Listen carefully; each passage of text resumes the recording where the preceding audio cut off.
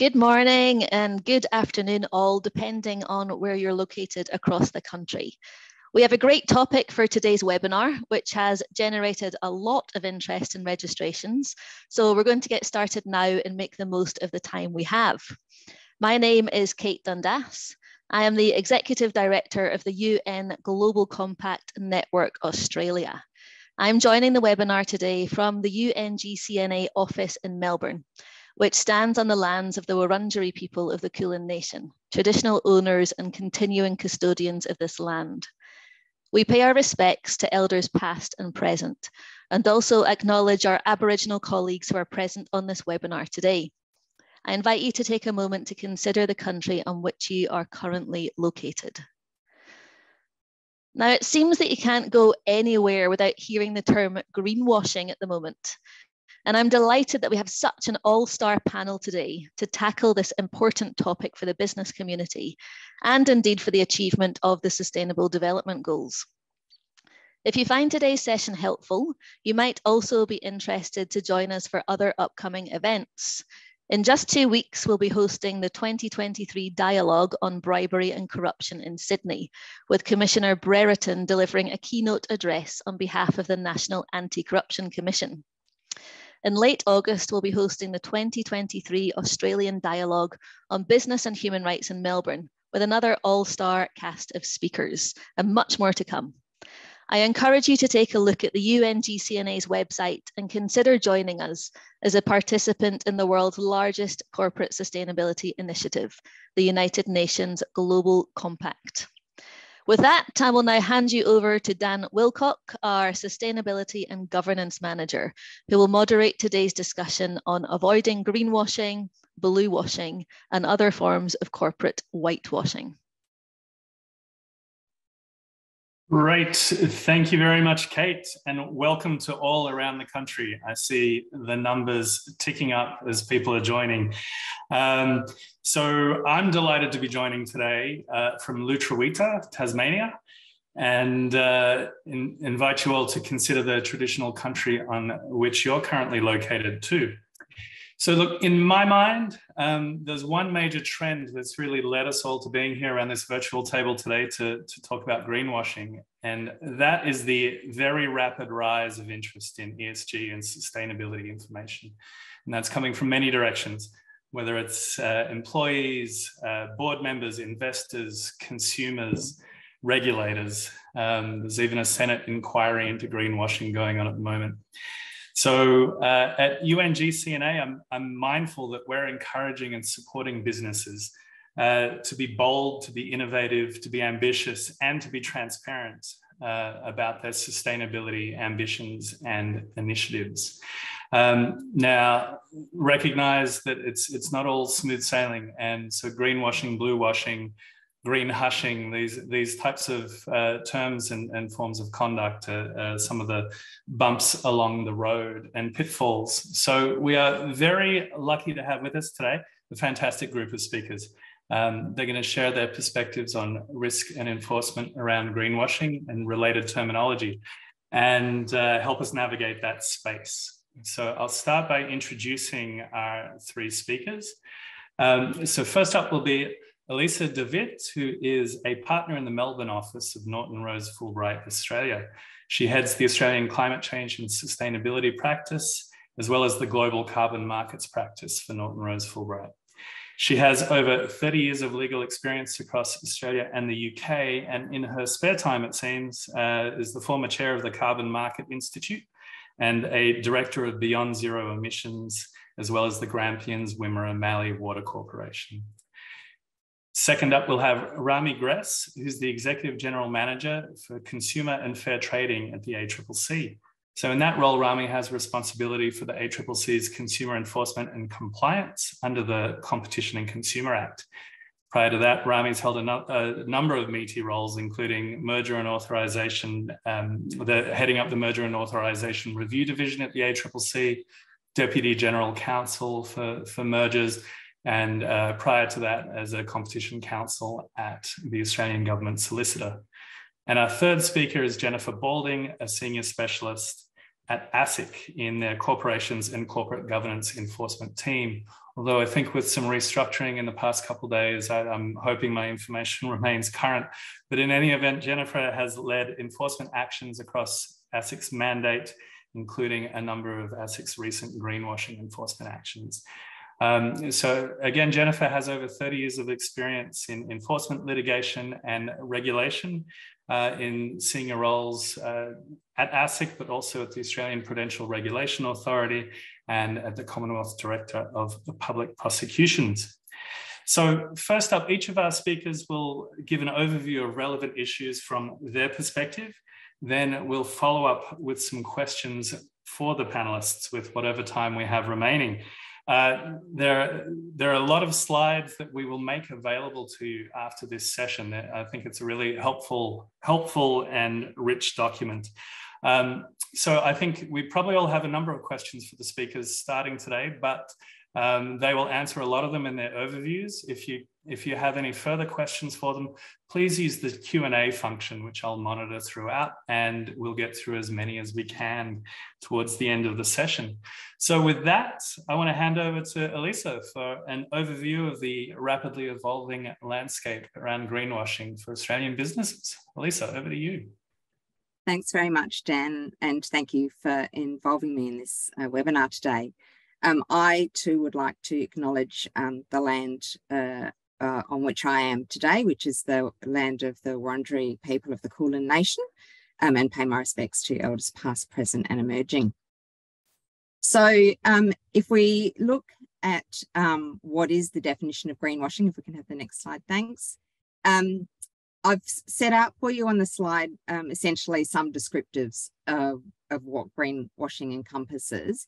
There isn't any real specified definition to refer to, but generally it's the concept that someone is seeking to portray environmental or other credentials that are not warranted or justified. And it can arise in a number of contexts. So it might be a product level claim, such as our paper plates example. It might be a corporate level claim about what the corporation is doing, any targets that have been set by the corporation, or it might be claims made by using reference to logos or standards or particular terms. So terms, for example, like green or eco or environmentally friendly, or even these days net zero, sustainable, carbon neutral, etc. Those are the kinds of expressions which might be felt to be unjustified and the subject of greenwashing. Next slide, thanks.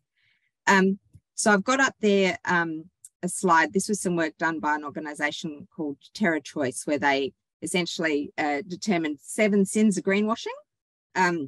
So the first one being hidden trade-offs. So this is essentially where you might be saying, well, we're making paper from sustainably harvested forests, but there might be other environmental impacts from that particular process, such as greenhouse gas emissions or chemicals that are used. No proof claims, where the claims actually can't be substantiated or verified. Vagueness, claims are vague. For example, something being referred to as all natural, what does that actually mean? Worshipping false labels, so using images or words to create an impression of third-party endorsement where that's actually not true. Irrelevance, so actually making a claim about something where it may actually be mandated as a matter of law. The lesser of two evils is essentially where something might be true about the particular product, but it might be hiding something which is actually negative. And then just plain lying or deliberately fibbing. Next slide, thanks.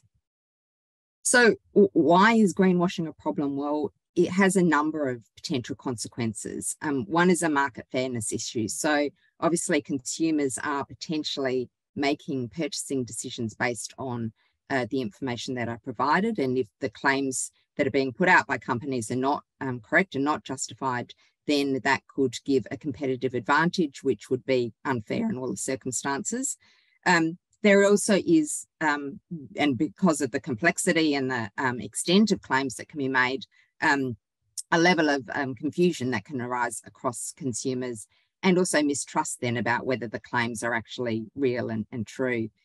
And one other one is climate inaction, and that's probably best described by reference to what we've seen in a huge uptick in corporates now making net zero claims or putting out net zero targets. So, and very often those net zero targets are a net zero aspirational goal by 2050.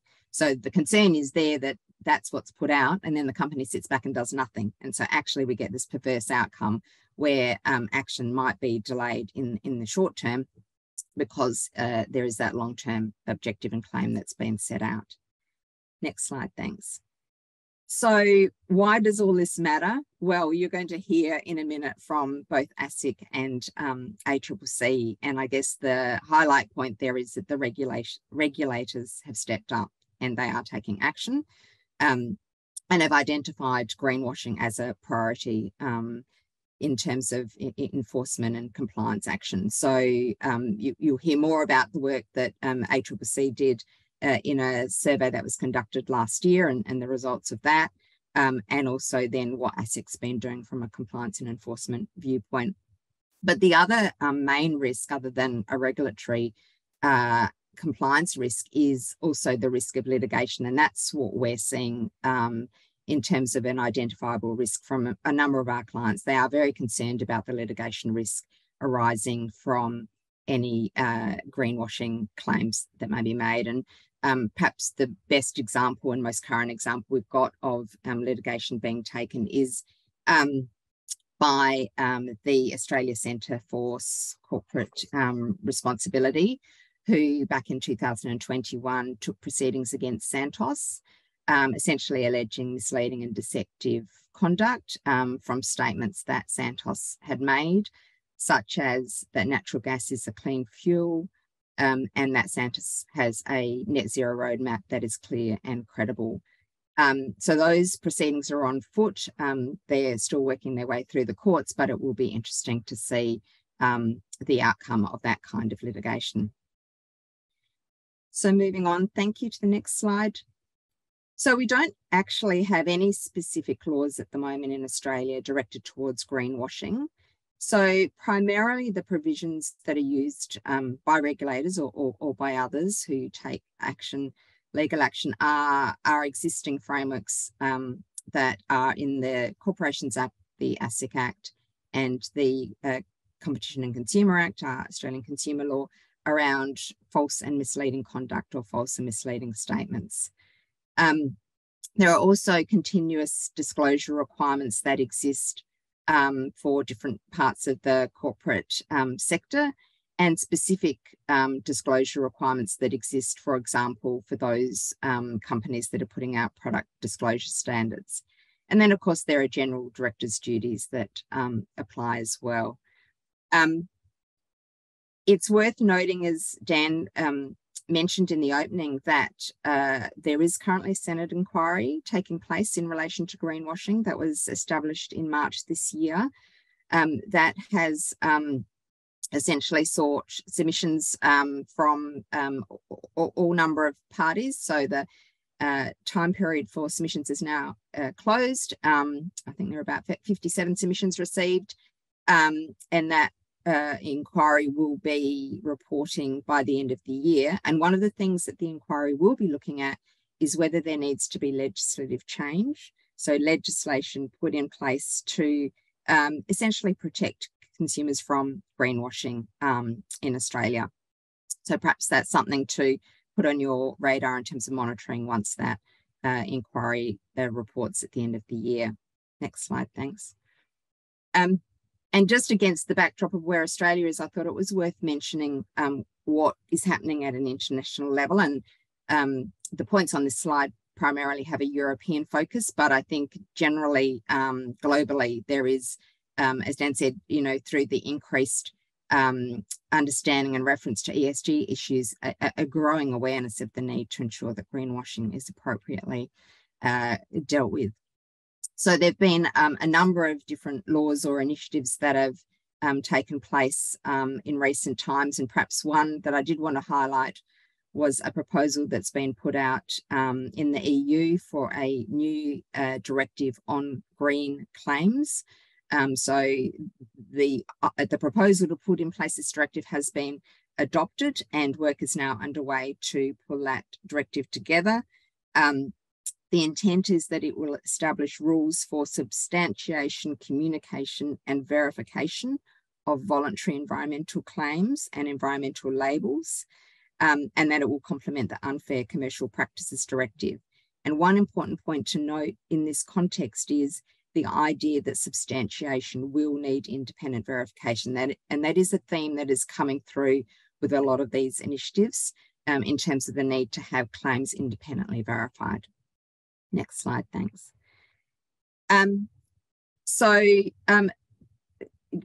Opposite to the greenwashing kind of phenomenon is now this kind of new phenomenon that has emerged called greenwashing or greenwashing, which is essentially emerged because there's now this concern from those who would have ordinarily put out claims about what they're doing, that they will be the subject of regulatory action or targeted in other ways. So the opposite is happening in terms of companies now not being prepared to say anything about the action that they are taking.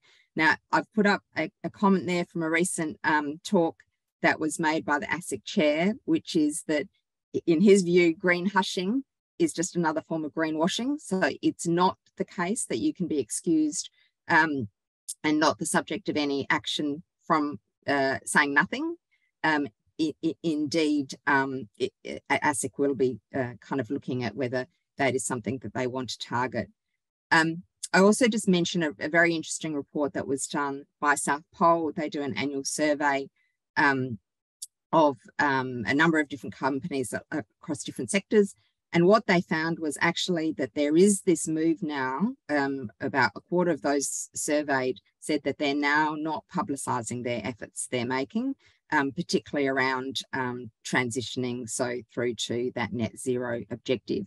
And what was very interesting about this survey was that England and France are two of the countries that have the companies that are being most progressive in terms of the actions they're taking towards net zero.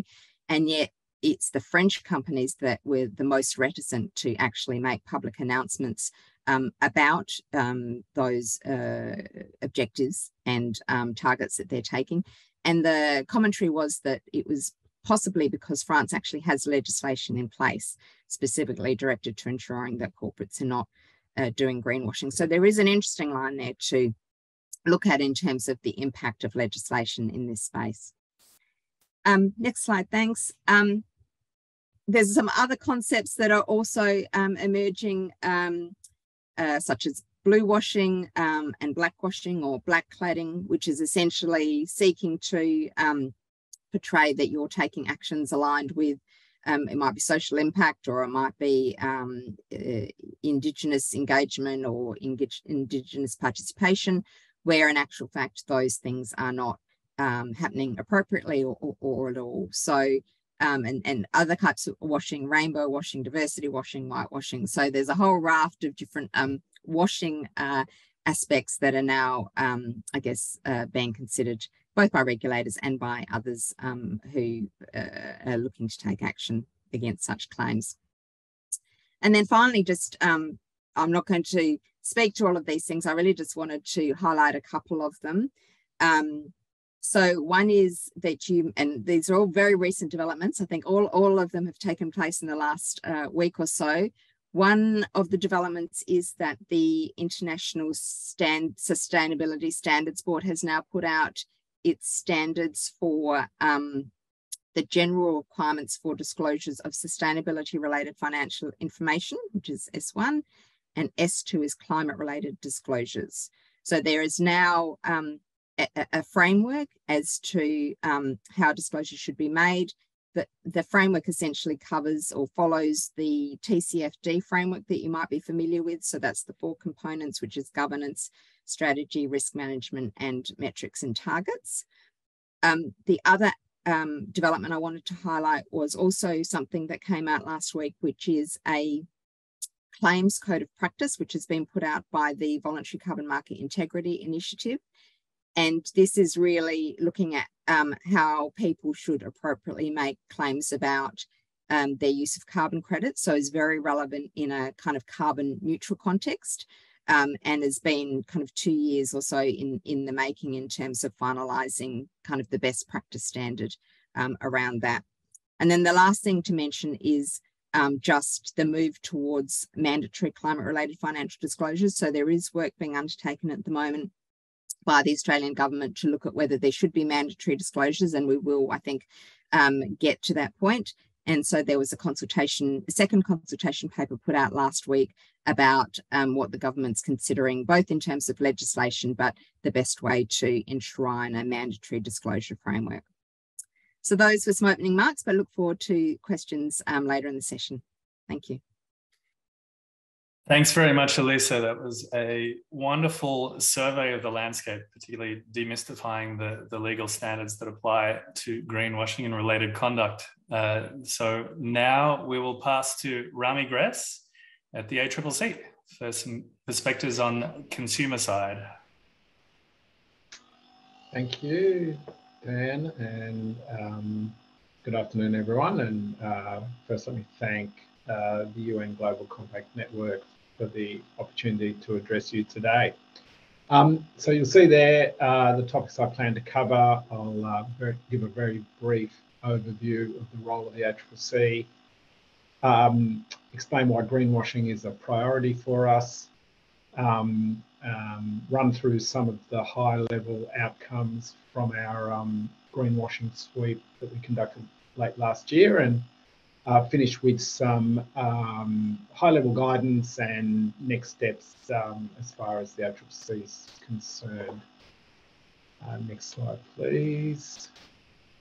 So the ACCC is an independent Commonwealth statutory authority, and it's the national regulator for enforcing the Competition and Consumer Act, which contains the Australian consumer law. It has shared responsibility for the Australian consumer law with state and territory fair trading agencies, however, has sole responsibility for Australia's competition law enforcement. And it's also worth noting that with respect to consumer law, the ACCC has jurisdiction for all matters except for financial products and services which are carved out and given to ASIC.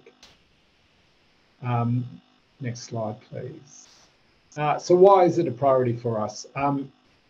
So every year the ACCC reviews its compliance and enforcement priorities and conducts an extensive consultation and assessment of existing and emerging issues that impact consumers and the competitive process.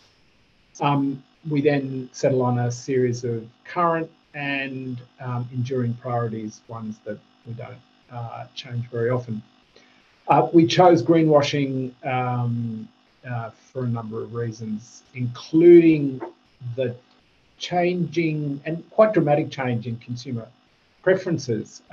We found that there's this growing body of evidence that consumers take environmental matters into account in their purchasing decisions. We've also noted that that's a situation that other consumer regulators around the world have identified. Research conducted by the Consumer Policy Research Centre last year indicated that 45% of Australians always or often consider sustainability as part of their purchasing decision making. Information asymmetry is was another factor for us. Consumers don't have time to conduct extensive research into the environmental benefits of products or to test the claims that are made by businesses, particularly when making everyday purchasing decisions such as at the supermarket. They therefore need to rely on the claims made by businesses to justify their purchasing decisions. So from the ACCC's perspective, when a business doesn't make accurate or makes misleading claims, we consider this undermines consumer trust in green claims generally. Similarly, technical standards and manufacturing processes are quite a feature of green claims. Terms such as compostability, biodegradability, net zero, carbon neutral, are quite commonly used, but are ones that are prone to misunderstanding by consumers. And then premium pricing is something we've observed in that since consumers are willing to pay more for goods that they believe to be green or sustainable, it does allow businesses to charge more for those products. Again, we see the potential consumer harm in that. And finally, those that do the right thing, maybe invest more in green and sustainable initiatives, find themselves at a competitive disadvantage if other competitors are making spurious or not engaging in the same investment or due diligence. And we fear that if left unchecked, that could create a race to the bottom in some sectors. Next slide, please. So we conducted a sweep last year to test what we were seeing in the marketplace. And as part of that, we reviewed 247 businesses across a range of targeted sectors. And our very high level finding was that 57% of those businesses made potentially misleading claims. This is a concerning figure and one that's consistent with similar work conducted by some of our fellow regulators overseas. Next slide. So the high level results you'll see on this slide show a number of businesses by sector were observed making concerning claims against those that weren't. We were keen to ensure that we could identify sectors which commonly used environmental claims and to assess which ones are likely to mislead. It's important to note that by simply doing this high-level sweep, we weren't making any definitive assessment of whether these claims were in fact a breach of the law, but we are undertaking further work to see if there are clear misleading and deceptive claims present. Next slide. So what we uncovered fell into a number of categories. So we saw the use of vague and unqualified claims. So businesses using terms such as eco-friendly or sustainable, or just making broad environmental claims without providing adequate explanation. We also saw the use of absolute claims, 100% recyclable content when it might appear to us that there were elements of the product or packaging that may not be recyclable. And the overall lack of substantiation provided in a number of instances to back up claims. One area that was concerning was the use of unhelpful comparisons. So claims that a product or packaging used fewer materials without stating either how much less was used or compared to what, which is an amazingly common claim. Overstating benefits and omitting relevant information was another. We had concerns that businesses appeared to be exaggerating the sustainability benefits of their products while omitting negative attributes that might be relevant to a consumer's purchasing decision. And just to give you one example, stating that a product is recyclable or compostable when there is no system in place to collect that particular product or item. Making broad aspirational claims, I think was one touched on by Elisa. So key trend that we've seen is that many businesses note their goals related to reducing the amount of packaging or their emissions, but without any clear way of identifying how they're going to achieve those goals or any sense that that would be actively monitored, or that in fact they have comprehensive plans in place. And then finally, we saw the use of third-party certification as potentially problematic. So many businesses reviewed, claimed affiliation with a variety of certification schemes, and we found that several did not clearly describe the nature of the scheme or how it applied to their product or business, or whether it applied to an entire product range or certain products or to their business operations. And finally, the use of imagery and symbols that appear to be trust marks but are in fact not. So symbols such as nature-based imagery, leaves, the planet, the colour green, and in fact these symbols were at best self-certification rather than third-party certification, in some cases just meaningless pictures. Next slide, please. The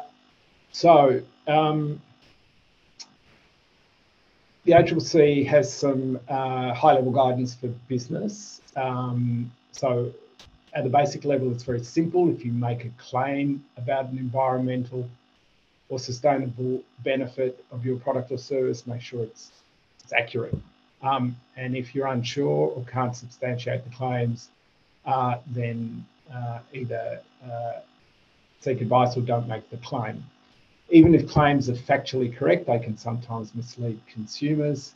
So you've got to consider the overall impression created through the use of visual elements. When making accurate and truthful claims, don't exaggerate the benefits and make sure any comparisons are transparent and fair. Provide evidence to back up your claims. So if necessary, cite research or data or link to whatever evidence you can link to. Don't hide or omit important information while highlighting positive aspects of your product or service is sensible. Omitting information about the negative aspects can give consumers the impression that the product or service has a lower environmental impact than it does. Explain any conditionality on the claims. So, for example, if you're citing a biodegradable product, but it's only biodegradable in limited circumstances, then make sure that's clear.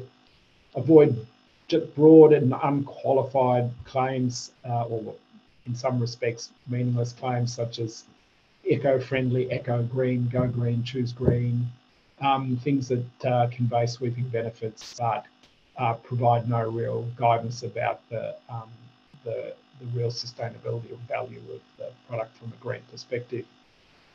Use simple and clear language. It's important to remember that ordinary consumers don't have specialist knowledge, and we look at matters through the lens of the ordinary consumer or the target audience of the product.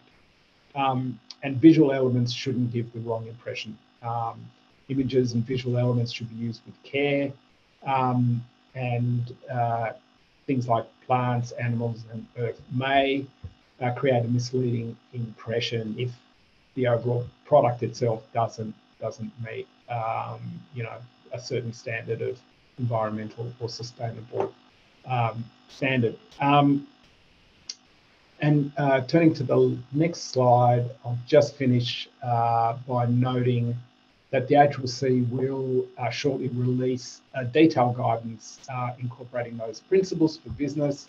The idea being that we want to start by helping business understand their obligations under the consumer law, and it will include examples of good practice and ways businesses can mitigate their risk. It will also encourage businesses to share their environmental credentials. Next slide. And finally, it will be released in draft form, and we'll consult on it. We'll be seeking the views of stakeholders, including business, industry bodies, consumer groups, etc. And we'll be holding consultation in the near future. Thanks for your attention. Thanks very much, Rami. Really appreciate it. The results of the internet sweep are certainly a wake-up call. I think maybe some people are going and having another look at their website. Also good to hear about the updated guidance that's forthcoming, and that we can look out for a consultation on that soon. Lots of questions rolling in, but I think we're all looking forward to hearing next from Jennifer as well, with some perspectives from ASIC. So over to you, Jennifer.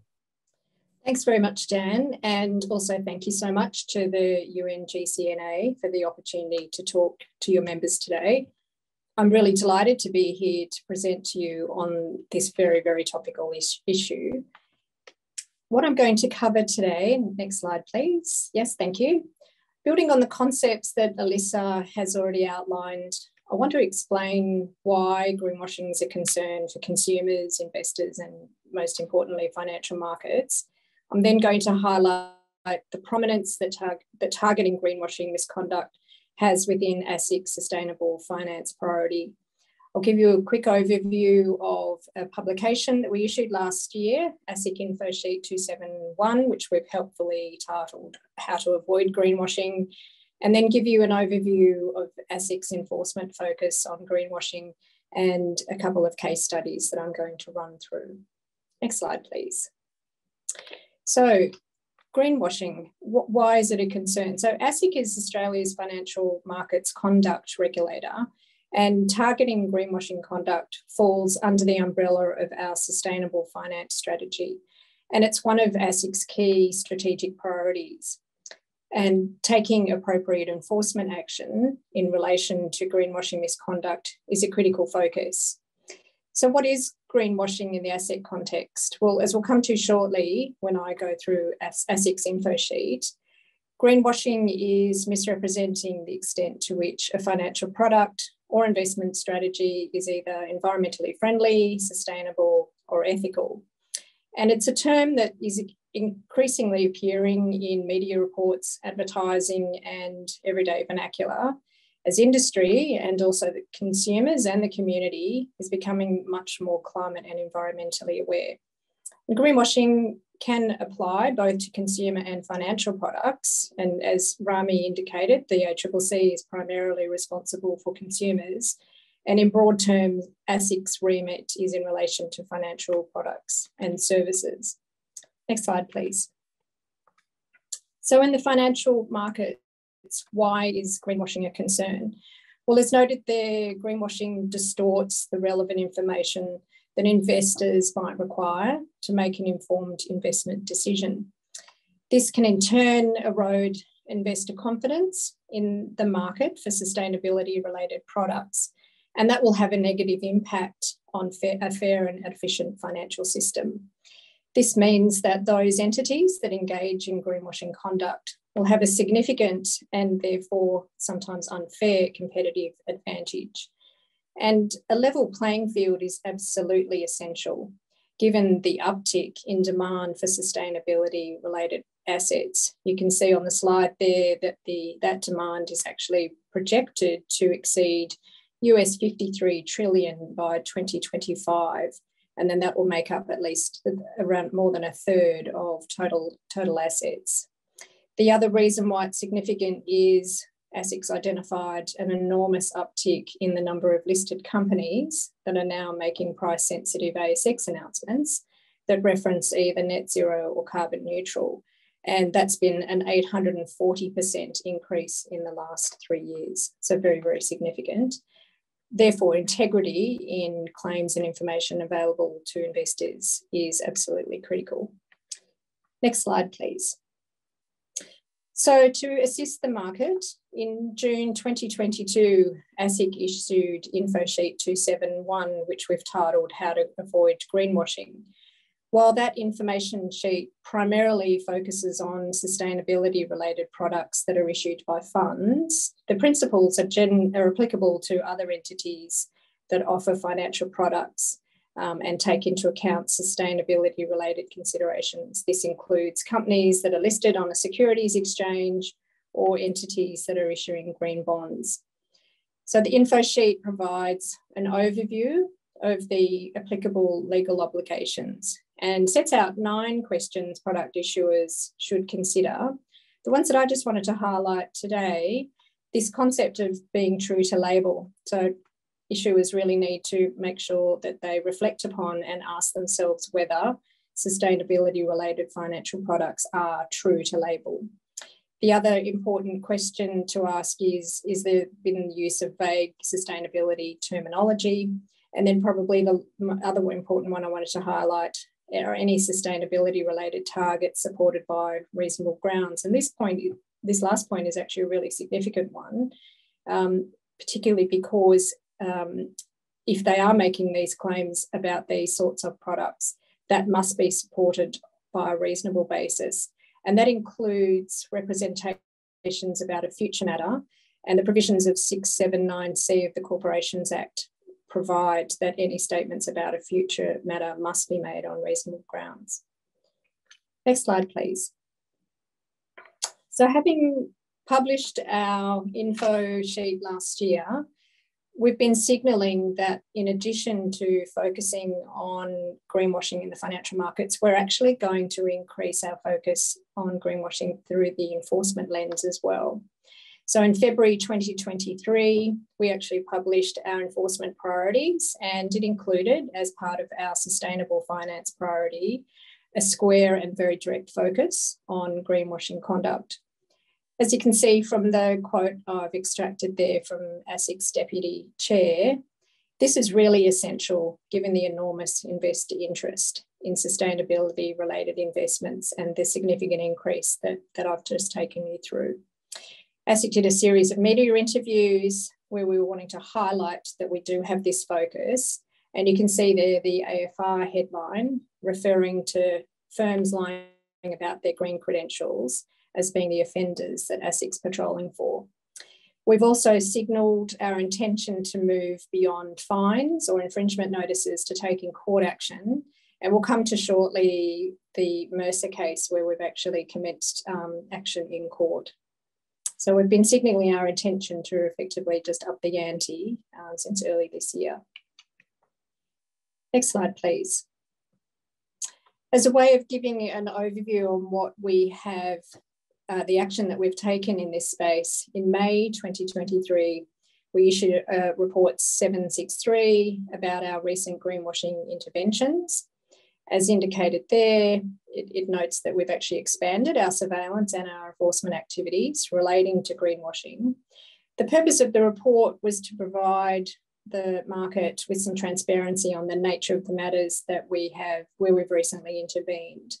And there's some really useful examples which I encourage you to have a look at that indicates the action that we have taken by way of regulatory intervention or other enforcement action, focusing on net zero statements and targets, use of terms such as carbon neutral, clean or green, fund labelling, that true to label concept that I was referring to earlier, and the scope and application of investment exclusions and screens. Next slide. Thank you. So I'm now going to turn to some of the enforcement work that ASIC has been undertaking.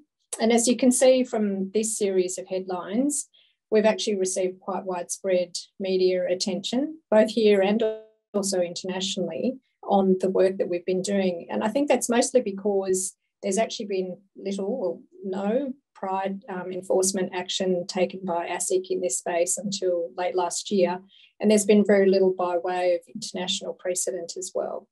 This has been, we consider this has been really positive, and it's really started to put greenwashing conduct and raise the issue well and truly in putting it on the map. Next slide, please. So I'm just going to walk through now a couple of our recent enforcement actions, starting firstly with Mercer superannuation, which importantly is the first action that we have brought in court. We filed in February 2023 and commencing civil penalty proceedings against Mercer. So Mercer operates a large super fund, has offered various sustainable investment options. It has 170 million under management and some 3,300 members. ASIC is alleging, and you can see an extract there, that certain of the marketing material promoting the fund includes statements that the investment options won't invest in alcohol, gambling, carbon-intensive fossil fuels like thermal coal. Next slide, please. So ASIC has alleged in its proceedings that, contrary to the marketing, that the Sustainable Plus investment option actually had holdings in nearly 50 companies that should have been excluded. And this includes companies that were involved in the sale of carbon-intensive fossil fuels and other companies there you can see in the alcohol and gambling industries. Next slide, please. So ASIC's actually seeking declarations that Mercer contravened the law. We're also seeking pecuniary penalties and adverse publicity orders. The proceedings are continuing, and the next case management hearing will be before the court on the 20th of July. Next slide, please. Now, I'm now going to take you through a couple of other cases. These are both cases that my team led, and this Talau energy matter was actually the very first greenwashing enforcement outcome that ASIC achieved in October last year. Talau is an energy company. It's listed on the ASX, and it's developing power projects from gas, solar and hydrogen in Botswana. In October 2021, Talau made a series of sustainability-related statements in relation to a project it called the Lesedi project in Botswana, relating to three areas. First, carbon neutral. Second, solar power. And the third, low emissions and clean energy. In relation to the carbon neutral representations, Talau made representations that the electricity generated at the power station would be carbon neutral, and that it had planned to actually achieve that carbon neutral status through carbon sequestration. It also made, next slide, please. It also made a series of representations in relation to solar power, that it had environmental approval and the capability to generate certain levels or quantities of electricity from solar power, and some more generic statements that it was producing clean energy from its gas to power project would be low emissions. Next slide, please. So ASIC was concerned that those representations were false or misleading, and so in October 2022, issued some infringement notices which were ultimately paid, and you can see the details there, by Talau. So the reasons why ASIC was concerned that they were false and misleading in relation to the carbon neutral representations, Talau hadn't undertaken any substantive modelling of the carbon dioxide emissions that were going to be generated by the Lesedi project, which would actually then need to be offset. It also hadn't undertaken any studies in relation to whether it'd be feasible to actually use the carbon sequestration to offset the carbon dioxide emissions. And it also hadn't undertaken any meaningful investigation as to whether it would actually be possible to obtain carbon credits or offsets for this Lesedi project. In relation to, next slide please, in relation to the solar power representations, Talau actually didn't have, ASIC was concerned, ASIC didn't have environmental approval to construct the solar farm to generate the specified quantity of electricity, and was only planning to generate electricity from solar power after it had sold and generated electricity through the combustion of coal bed methane. And then in relation to the low emission and clean energy representations, Talau's primary asset was predominantly a fossil fuels project, and the plans to develop clean energy were at a very early stage. So as I mentioned, this was ASIC's first greenwashing outcome, and there was wide media attention both here and internationally. And as I said also, that's because there's been very little international precedent. We might now turn quickly to another case study on the next slide, please, relating to Black Mountain Energy, and that's also a matter that my team led. And so Black Mountain Energy was a small cap company $10.2 million is at December 2022 involved in the energy and resources sector. And it had a natural gas development project in the Canning Vale that it called Project Valhalla. It made a series of net zero statements in ASIC announcements representing that it was creating a natural gas development project that would have net zero carbon emissions, and the greenhouse gas emissions associated with Valhalla would be net zero. Next slide, please. So in January 2023, Black Mountain paid 3 infringement notices that ASIC had issued. And ASIC had issued those because it was concerned that the representations were false or misleading, including because Black Mountain hadn't actually progressed any specific works relating to its net zero aim and hadn't actually allocated any funding for such works. It hadn't undertaken any specific modelling of the carbon dioxide emissions, and the net zero emissions target would only apply if Black Mountain was actually progressing to production, wasn't intended to apply to the exploratory or development activities. So overall, ASIC was concerned that there was no credible basis for asserting the natural gas it produced would be carbon neutral. Similarly, there was widespread media attention, and that's really enhanced and reinforced our enforcement action in this space. We've also issued a number of other infringement notices in relation to misleading statements about excluding companies involved in tobacco sales. That was the Vanguard infringement notices in December 2022, and gambling and other activities which cause social harm, further infringement notices which were paid in December 2022 by Diversa. But in the interest of time, I'll leave it there and hand back to you. Thanks, Dan. Thanks very much, Jennifer. I really appreciate it. I think it's a very striking statistic that you shared about references to net zero or carbon markets increasing by 840% in 3 years. So we're not imagining this uptick in interest in the area. So just keeping in mind, we're coming up towards 1. I've been closely monitoring the questions, and lots of great questions. I'm going to share them with all the panelists. Could be considered as the first tranche of input to Rami's consultations on their green guide coming up. But there's one theme that's come through loud and clear from a number of the questions, and it's really related to setting goals, setting targets, and that sort of forward-looking piece.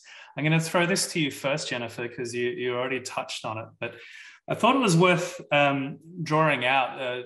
People have questions about setting targets, what's legitimate, how you go about it, and the evidence required. So, Jennifer, you touched on representations about future matters, and maybe you could just draw those comments out again in response to some of the questions we've got.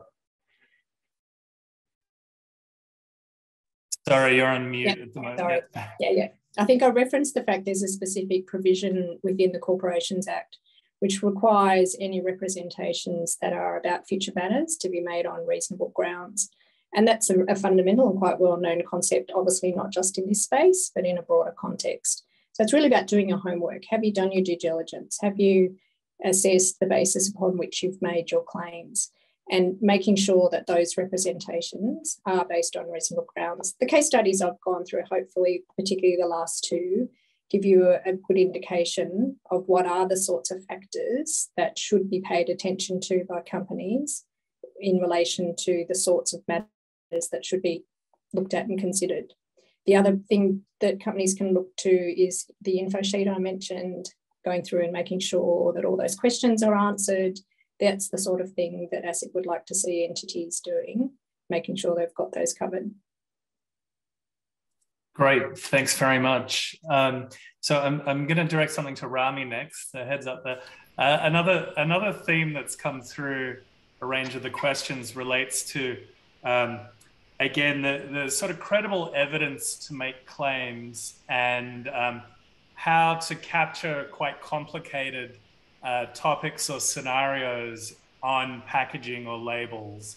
And, are there some good practices out there in terms of you know, keeping the statements quite brief, but making sure that the evidence is available or whether asked for by regulators or the public? Yeah, I mean that's a very good question, because it really does go to the heart of the practical elements of what businesses have to consider and what consumers are able to absorb in the sort of commercial environment. So, I mean, the best way I can address this is to say it's not appropriate to say something's 100% recyclable or recycled if it's not. It might be that it's mainly recycled, and so I would suggest making the claim as accurately as possible. But then, if you need to provide some additional detail through websites or QR codes or whatever appropriate means is for the product, to then give the context to that. But it doesn't work to see a broad claim such as 100% if it's not. And so while we don't expect you to write essays on your packaging, we equally don't want to see bold, incorrect claims. But we also take into account the practical elements of what businesses are required to do and the sort of product landscape they're dealing with. Great, thanks very much. So as we're sort of bumping up towards the hour, I just thought we'd close up with a quick roundtable. If there are any particular key takeaways or tips for businesses that you'd like to leave at the end of this session. And Elisa, I don't know how the noise is going. If you're in your background, are you okay to?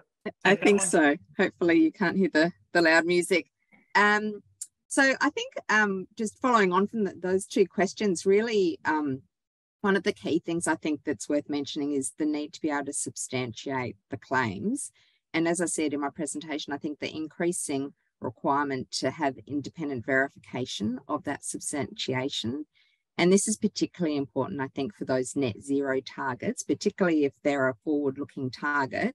It's really, well, it's all very fine to set the target, but what's your plan to achieve that target? And being as transparent as possible about what you can do now, what you can do in the medium term, and what you might not know how you're going to do because it's subject to new technology or changes that will need to be made. So, and I think increasingly there'll be a level of scrutiny around that implementation plan and whether it does actually set out a pathway to get to your ultimate goal. Great, thanks very much. Rami, Jennifer, I should add for the audience that yes, the slides will absolutely be made available. And I know that Rami and Jennifer both had some tips and observations in their slides, but are there any of those points that you'd like to just draw out in closing here now? Jennifer first.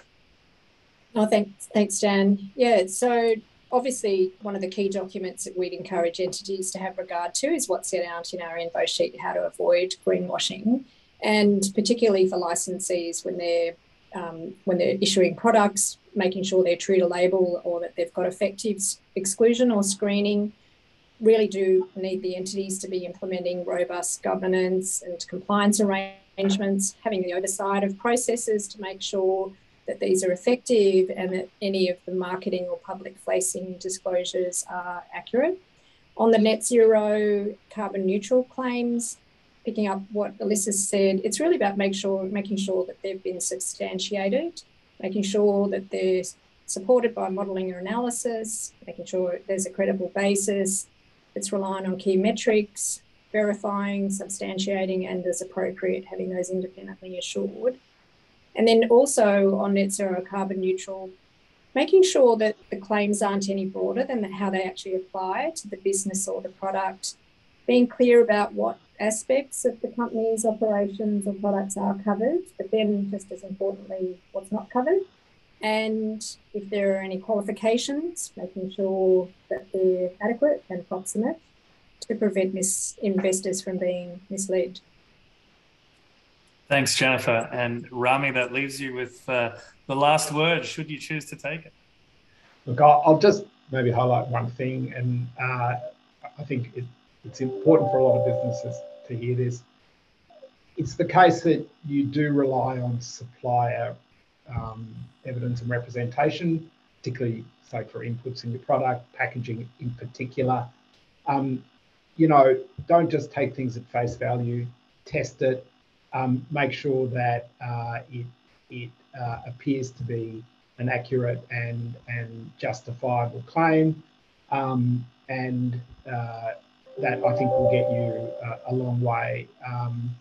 But otherwise, really just engage with the guidance when it comes out.